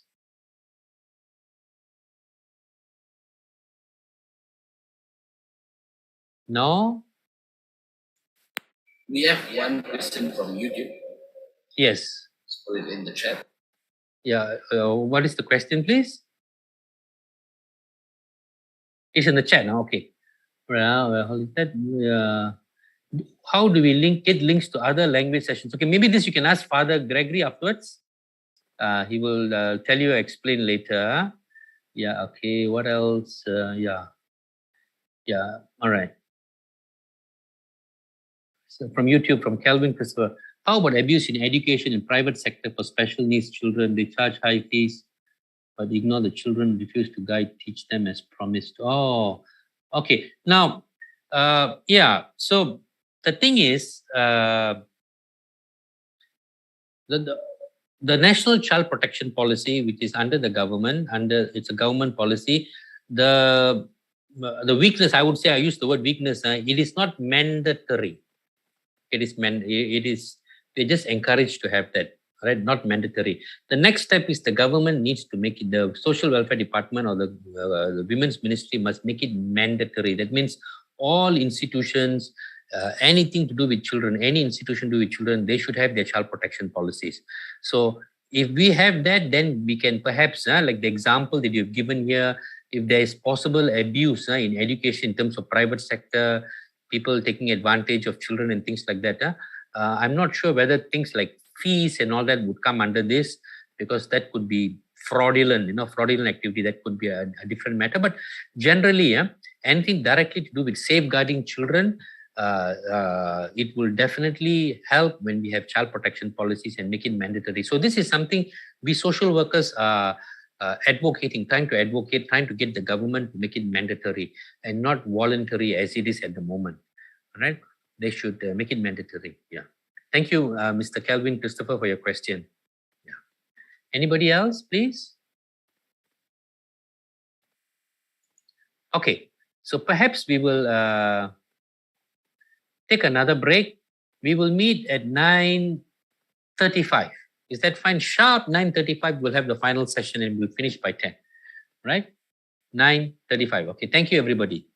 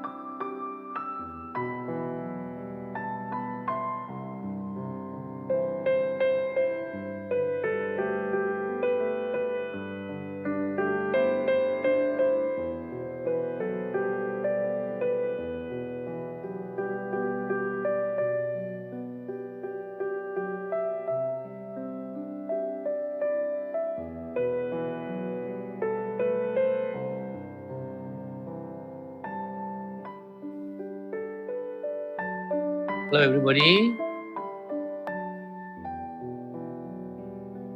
Hello, good evening. Can we start now?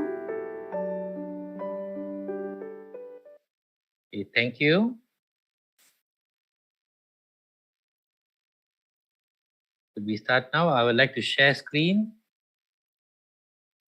Could I get permission to share screen, please, Mr. Alexander? Thank you, sir. Okay. Right now we come to the final part. We'll take about 20 minutes to finish this. Right. I hope we can all see the screen. Huh? Okay. Now, this is Section 6 of the Child Protection Policy, the CPP. Remember, I said earlier that one section we will deal with separately. So this is the separate section. The reporting and handling of a suspicion or an allegation of child abuse. So whenever we suspect or or somebody comes and tells us there's an allegation, what do we do? So this is again by the Professional Standards Office, Committee for Child Protection, Archdiocese of Kuala Lumpur. Okay, now before we go on, I'd like to touch on the functions of the committee itself. All right, the Committee for Child Protection, we oversee the policy, the principles and procedures with regards to child protection and safety in the church. So we will be the body that will look into it. We will implement the child protection policy. We will review every 2 years the child protection policy, and then we will receive any complaint of abuse or allegation, and we will coordinate with whoever we need to coordinate, including the authorities, whenever there's an allegation or there's a suspicion of child abuse or neglect. Okay, then also if there is an allegation or there's a suspicion, we are taking action, we will make arrangements with the relevant authorities. We will make sure that all parties involved will be safe, including the alleged victim and also the alleged perpetrator. Let's say the alleged perpetrator is a church personnel. We will also make sure that their safety and their family safety will be looked into, because very often when there's an allegation of abuse or neglect, people can get very, very angry, be very, very emotional, and sometimes they will want to harm the alleged perpetrator. So we will have to make sure that all parties, first of all, the victim must be protected. Okay, the alleged victim, we will take it very seriously, but we will also look into the safety of all parties. Make sure that everybody will be taken care of, and then the investigation carried on.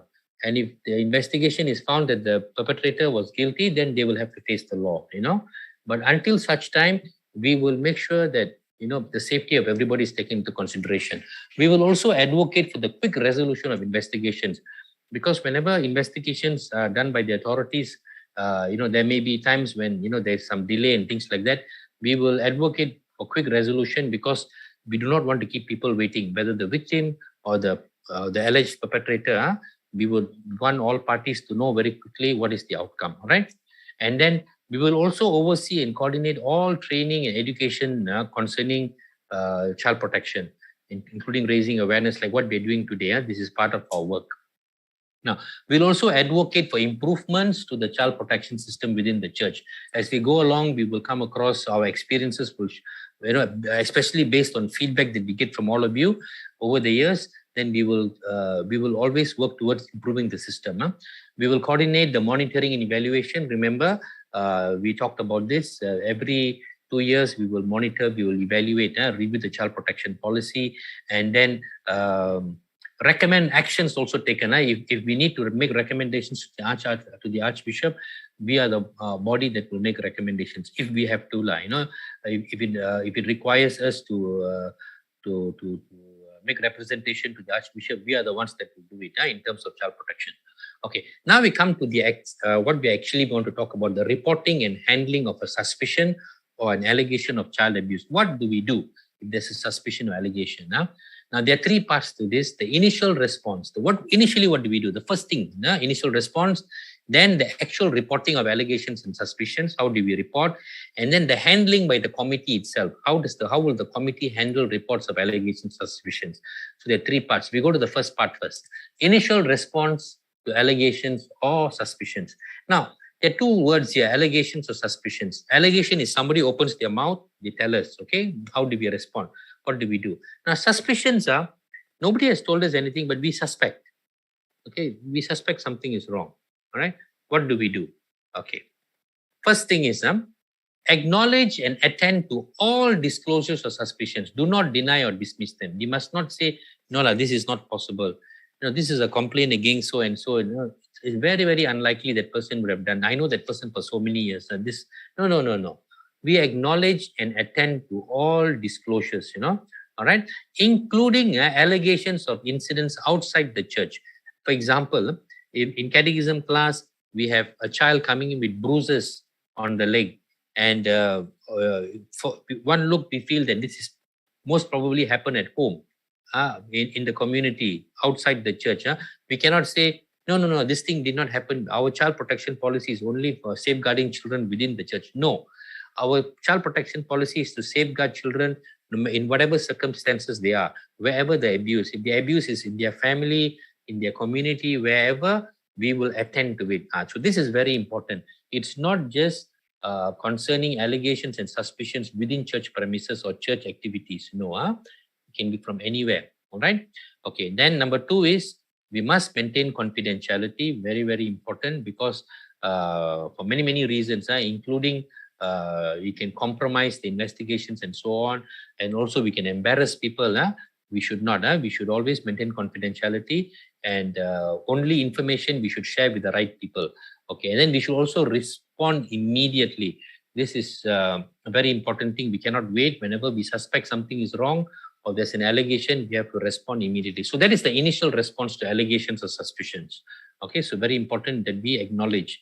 Okay, now examples.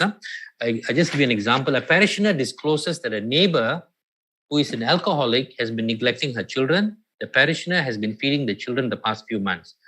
We will attend to this. We won't say, this thing is not in the church, and this thing is happening in the community, But no, even though it's happening in the community, we will respond to it.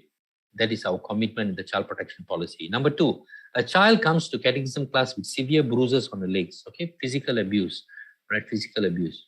We will attend to it. Okay, most probably this thing happened not within the church, outside the church. We will still attend to it. A child discloses to her catechism teacher that her older brother has sexually abused her. We'll say, no, we won't say, no, this thing has happened in the family.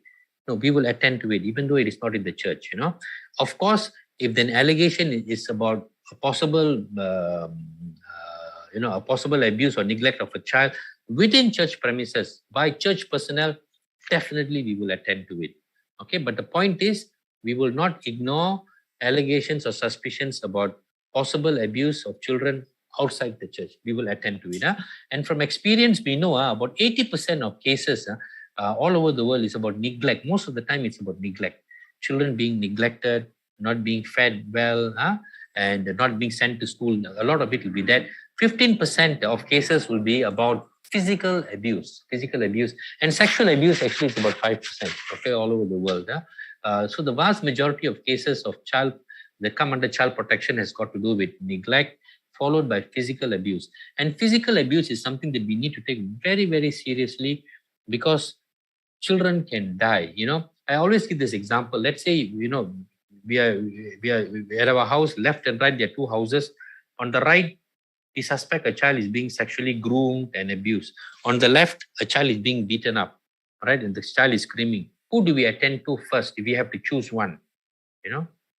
Even though the sexual things is horrible, is terrible and unacceptable, we need to attend to both. But if we have to attend to one immediately, it should be the physical abuse, because the physical abuse, children can die. Children have died, being beaten up. So we must take physical abuse very, very seriously, because children can die immediately. Of course, we need to attend to also sexual grooming and so on. But the physical, sometimes people do not take it very, very seriously, these beatings and all that. It must be taken seriously. Okay. Now, the second part, reporting allegations or suspicions. How do we report? Okay. The child protection policy states clearly, we can do a few things. One is, the moment we suspect or there's an allegation, a child reports to us, we can seek advice from the Committee for Child Protection. You can contact us directly, the PSO, or you can go to your parish priest, who will still come back to us. The parish priest will come back to us to get our advice and opinion. Or you can go straight to the authorities. If you feel that you do not want to bring up this matter with the Committee for Child Protection, you do not want to tell your parish priest, you feel no, or you feel if it involves a church personnel where it will be very difficult for you to bring it up within the church, all right, you feel it's going to be very uncomfortable for me to bring it up within the church, you can go straight to the authorities and you will not be wrong. This is the commitment by the Archdiocese of Kuala Lumpur. The Archdiocese of Kuala Lumpur says, if you feel you're not comfortable, maybe because the church personnel involved is someone who is, could be clergy maybe, right? And then you find it's very difficult for me to talk to anybody else within the church about it, go straight to the authorities, right? You're given every right to go, right? So this is the commitment of the Catholic Church, the Archdiocese, all right? Okay, that is the first thing that we need to clarify, yeah? We are not saying all reports must be within the church first, and then we will process it, and then before we go to the authorities. No, you have the right to go straight to the authorities. This is the commitment the child protection policy is making. The second thing is, now how do you report? If you report to us, you can directly call me. This is my number, 0123515129, or you can email me. This is my email, right? You can directly, because I'm the delegate. Delegate meaning I'm the person who will be the first point of contact. If there's any kind of allegation or suspicion, you can contact me directly. I will immediately work with the committee. All right. So this is my email. This is my telephone number. Okay. Now, and then of course, all reports, we will file it. You've got a complaint form. You do not have to fill the form. Okay. The form will be filled by us. But what we want to inform everybody is that any kind of allegation or suspicion will be recorded. Okay, it'll be recorded, it'll be officially documented and kept by us. All right, so this is about reporting allegations or suspicions. Okay, so if you want to reach out to us, to the Committee for Child Protection, the phone number is here, the email is here. Okay, now if you want to report to the authorities, if you feel like, no, I do not want to talk to Raymond, I don't think so, Raymond is the right person, I need to go, then you can go straight to the authorities. Okay, now how do we go straight to the authorities? We can call Talian Kasih at 15999. Right, this is a 24-hour hotline under the Women's Ministry. and you can call them, and they will work with the social welfare department, the child protectors, and the system will kick in. They've got a system that takes a life of its own the moment we make a complaint. All right, that is one. Talian kasih. The second thing is we can, if the alleged victim, for example, physical abuse, beaten up and all that, and if we are in a position to, and if we want to, we can take the victim straight to a government hospital. And they have got this one-stop crisis centers in these big government hospitals like HKL, Selayang and all that. They've got this one-stop crisis center whereby you go there, you just tell them possible child abuse or even rape and all that. Now older women, adults and all that.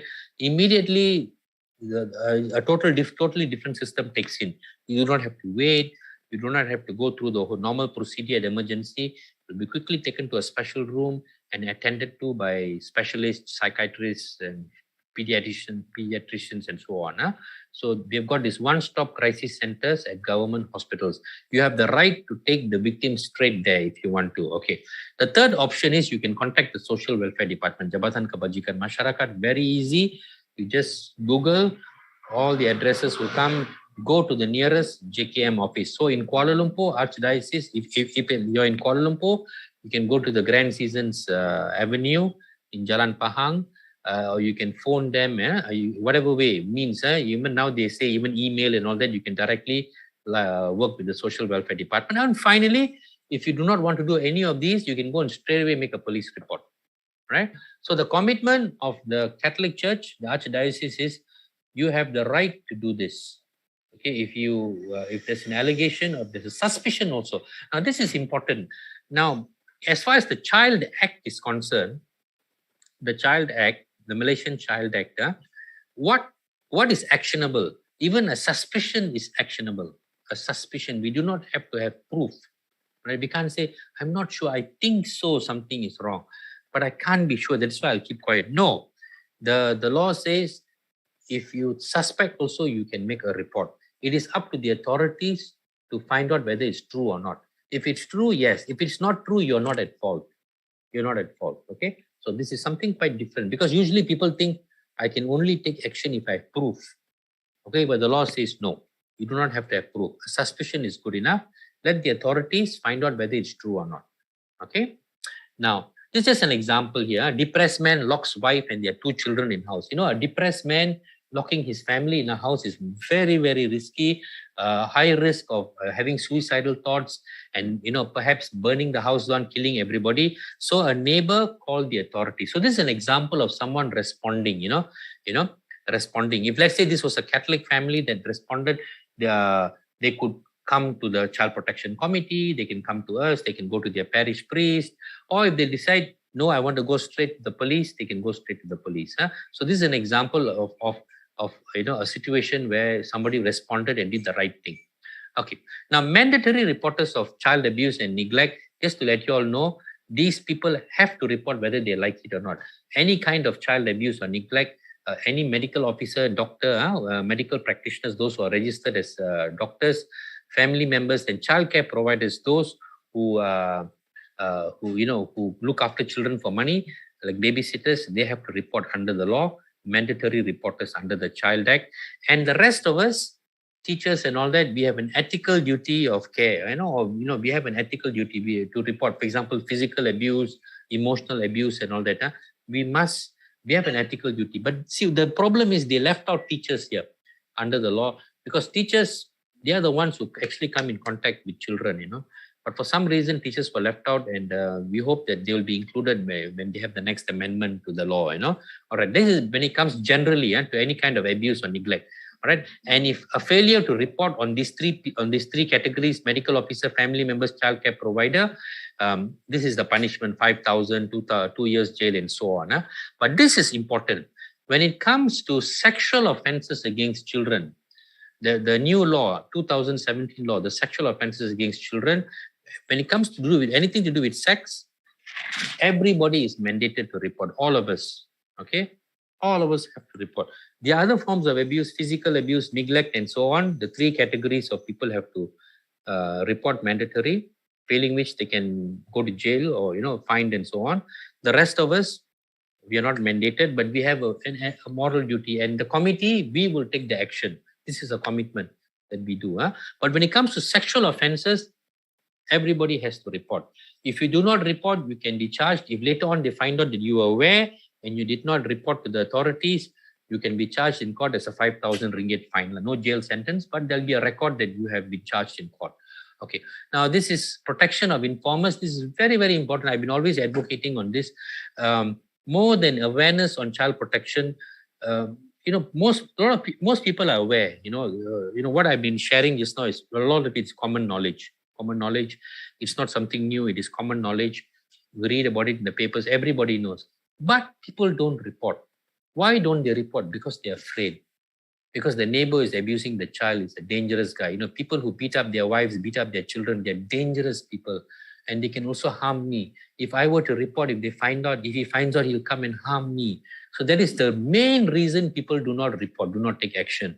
Now, to overcome this, under the Child Act, there is Section 116 of the Child Act, which says that anyone who reports will not incur any liability. That means if you suspect, you make a report, and they find out that you made a big mistake, it was a huge mistake, you cannot be sued by anybody. All right? Cannot be sued because under the law will protect us. There's protection of informers. And the other more important thing is our identity, our address cannot be disclosed to anybody by the authorities. Okay? Cannot be disclosed. All right. So the neighbor whom we are afraid of will not find out that we are the ones who reported.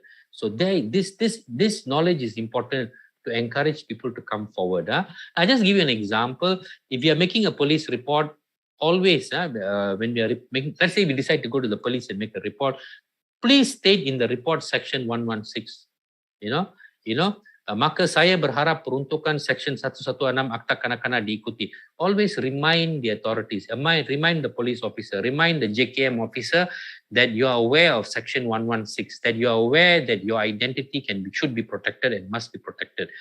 Because sometimes people can forget, make a mistake, and leak out our names, and then we can get into trouble. All right. So I would always, in a report, put in that police report also that saya tuntut perlindungan identity di bawah Section 116. Put that down. When we make a phone call and tell somebody, after we make the report, ask who's the name of the officer, and then tell the officer what is your designation. Can you please, in your report that I'm telling you over the phone, please also state that I'm also claiming identity protection under Section 116 of the Child Act. Then they will all sit up. They'll be careful, This is to protect ourselves. Then we will have more people coming forward to protect children. Okay. Now the last part, handling reports of allegations or suspicions. Now this is the duty of the committee. All right. But you all need to be aware of this. So that is why we have the third section. The committee, let's say if I were to get a report through phone or through email, the Committee for Child Protection will meet within 24 hours of receiving a report. Okay, we will meet. This the commitment we make. Now it's very easy with Zoom and all that. Okay, now and usually if let's say we find out there is some basis, we will encourage the family of the victim, of the child victim, to make the report. This is the first step. Normally the family has got to be responsible. Unless the perpetrator is within the family, and that's a different matter. Then, of course, we will have to make the report. But if the perpetrator is not in the family, we will encourage the family to take responsibility. But if the family does not want to take action for whatever reason, then the committee has the legal responsibility, of course, to report allegations of sexual abuse. Remember, there's no way of that. It's mandatory when it comes to sexual abuse. And then all the other kinds of abuse, physical abuse, neglect and all that, we have an ethical and moral responsibility, and we will do our job. Okay, so that is our commitment. All right. Now, this is important. With the committee or the church, we do not investigate victims, okay? Because investigation should be done by the authorities. Our job is just to report. Of course, we will ask some basic questions to see that there's some basis for this allegation or the suspicion. With that basic information, we will contact the authorities. Now, why shouldn't we investigate? Because the thinking that I need to investigate because I need to know the truth first before I make a report. I can't make a mistake. What if I'm wrong? No, we do not want all that. We do not need all that. Okay, the law says that's not our job. You suspect, we just inform. Why? If we start interviewing, we can do what we call suggestive interviewing. We can put ideas into a child's head and contaminate the evidence. So what happens? The guilty may get away, or the innocent can be falsely accused. All right, these things can happen. So let the professionals investigate. All right. So these are some examples. Suggestive interviewing. The bruises on your legs. Someone must have beaten you. It's your mother, right? Then you're putting ideas into the child's mother, right? The child may say yes, like that. Because sometimes children may give answers that we want to hear. Yeah. So a professional will ask a non-leading question. The bruises on your legs. Tell me what happened. How did you get them? Open question like that. Let the child start from wherever the child wants. So this will be done by professionals. So leave investigation to the authorities. So we do not investigate. So this is an example where a case happened in Malacca, and then they've got this state health and anti-drug committee. They want to go and get involved. They want to apply for interim protection order for the child. They want to interview. They want to brief the chief. All this should not be done by the public. All right, there is a system, child protection system in the country. It kicks off the moment we make a report. It takes a life of its own. So we do not have to worry about anything else. Let the authorities handle. Our job will be to advocate in between, because sometimes the system may not work perfectly. Our job is to get to make sure it works perfectly. We advocate and so on. But there is a system. It takes a life of its own. We do not have to worry about the details of it. So these are examples of child interview centers. The professionals, we talked about professionals under the Bukit Aman's Sexual Women and Child Investigation Division D11. All this, Christopher will talk about this tomorrow, Mr. Christopher. I will not want to touch on this. Okay, coming again, I must repeat again, the committee or the church, we do not do the investigation. We do not want to contaminate evidence. We do not want the guilty to get away or the innocent to be falsely accused. That is the work of the authorities. So all of us, the same thing also, all right? We do not investigate. We just ask enough questions to see there's some basis. Then the rest of it, leave it to us. We will leave it to the authorities, okay, to look into it. Let the professionals do it. All right? Okay. This is an example of the complaint form that we will be using, particulars of the complainant and all that. All right. So it's about 10 o'clock. We finished now. Could we have some questions, or anybody would like to share experiences, ask questions? We'll be very happy to respond.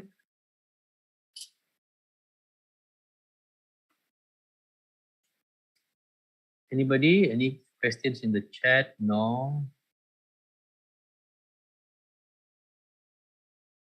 Anyone?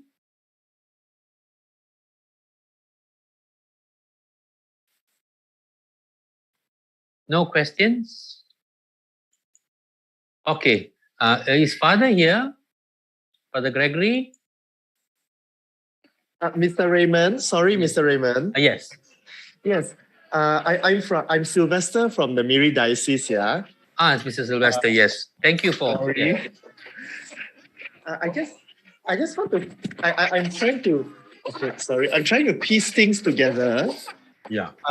So is it correct to assume that in the Archdiocese of KL, you already have a child protection policy? Yes. And then this child protection policy is for the use within the Archdiocese of KL. And this training is to equip any church staff or anyone, with volunteers, yes. Okay, to sort of understand the policy and know what is within the policy. Is that it? Yes, exactly. Exactly. Exactly. So you put it spot. I couldn't have said it better. All right, Mr. Sylvester, thank you. Okay, got it. I think we did something similar with Datin Wong from Childline. Also, maybe 2012, something like that. But maybe at that time, this section 116 was not there yet, lah. No, it was always there. Oh, it was always there. It's just that many people are not, sort of overlooked that. When I was in the department, I've been always speaking, because this is important, Sylvester, Mr. Sylvester. Very often when it comes to child protection and all that, domestic violence, people go into creating awareness, awareness, which is important, very important. But I tell you, a lot of people are aware because it's always in the media.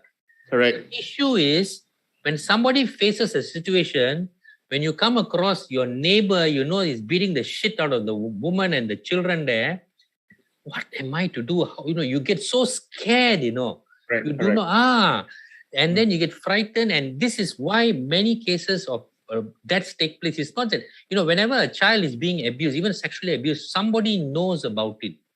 Usually someone knows about it. Neighbor, a relative, a friend, someone knows about it. But people don't act because they do not know that they can be protected. Their identity can be protected. They don't know.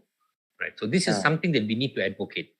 Yeah. Also, Thank you. I think when you put it so clearly that even to the point where you have sort of a script to sort of invoke the section 116, it gives people who are mandated to make the report feel safer also. Because if not, we know it is our responsibility as childcare providers, but then there's always a doubt, how much protection am I receiving? How significant is this protection? And we don't trust the government system and all that. Yeah. So you are right. It is going to be very scary when rubber meets the road, lah.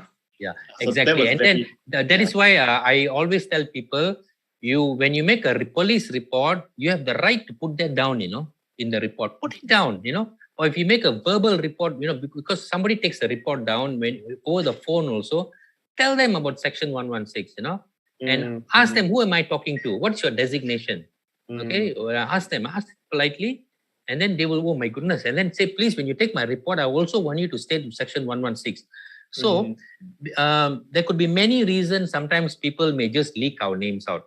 Okay, we can just imagine that there are many, many reasons, But if they know that you are aware and you have insisted on putting it into the report, then people will think many, many times if they want to screw up, Yes. Yeah. And Mr. Raymond, I'm reflecting on my own training and what you're doing now also. I also feel that you brought up a very good point that sometimes it's not our job to investigate and to, sort of confirm the news before we make the report. And you are right. A lot of times in the childcare circle, in our investigations, we sort of seed ideas into the child, and then that taints their memory and all that So that exactly, and we because this again, I'll just repeat this. I'm sorry, the thinking that I need to be right, I need to be sure. You don't have to. You can screw up. You can make a big boo-boo mistake also. It's fine. The law says you can make a big mistake also. It's fine. Let the authorities decide. It's never, you will never be charged for that. You cannot be charged because the section protects us from liability. So this is actually to encourage people to come forward. That's a beautiful section, actually, to encourage people to come forward. Yeah. Thank you so much, Mr. Sylvester, for thank you very much. That was very enlightening for me. Yes. Thank you. And you are quite very articulate the way you are saying things. So you have been in this line for some time, sir? Yes, we operate a childcare center and a kindergarten. So when we did our CPP, it was a combination. We studied 2 days of the conventions on the rights of the child. Wonderful. And then we developed our own CPP. That was I think maybe 10 years ago. But then now that you said it, there are a few things that I need to review my CPP. Okay, all right, fine. Do some more things in there. There's just one little thing that I'd like to add on, since you're talking about your center, because from the way when I was in the social welfare department, we developed this protocol, You see, the problem with the CPPs is, it becomes a document. After some time, people forget about it, People forget about it. So what we need to do is, on a yearly basis, what we used to do in the welfare department when I was there, the CPP from, let's say, the children's home, every year, we have a review, a workshop, whereby we have focus group discussions. We go through the policy again. with different focus groups within the organization, and we get their feedback, and then people will come up with new ideas, sometimes very good ideas, and then we make the small amendments, and then we have the workshop, another big workshop, we bring in all those ideas. So what we do is every year we get people to go through contributing to the child protection policy. That means in our mind, it's like the policy is like a living document. It can change year to year, year to year, depending on improvement. We're talking about improvements. Right. Not change the whole thing like that, but small improvements. And usually there won't be very much improvements, but the purpose we do this is to get ownership. People, ownership, and then that's the only time they will read the document. Mm-hmm. When we do it once a year, that's the only time they read it. Then nobody reads it until the next year. Yeah. So that's what I was wondering, because basically the way it sounded to me like it is sort of like rubber stamped across the organizations packed under the Archdiocese of KL. Because within my little school also, I feel the CPP is only significant to myself and my mom who worked on it. To the teachers, it's sort of like, every now and then Sylvester will talk about the CPP. Yeah. But then to them, it's not very, how do I, like you say, sort of get them to own the document? Okay, I'll tell you very quickly. This is very important.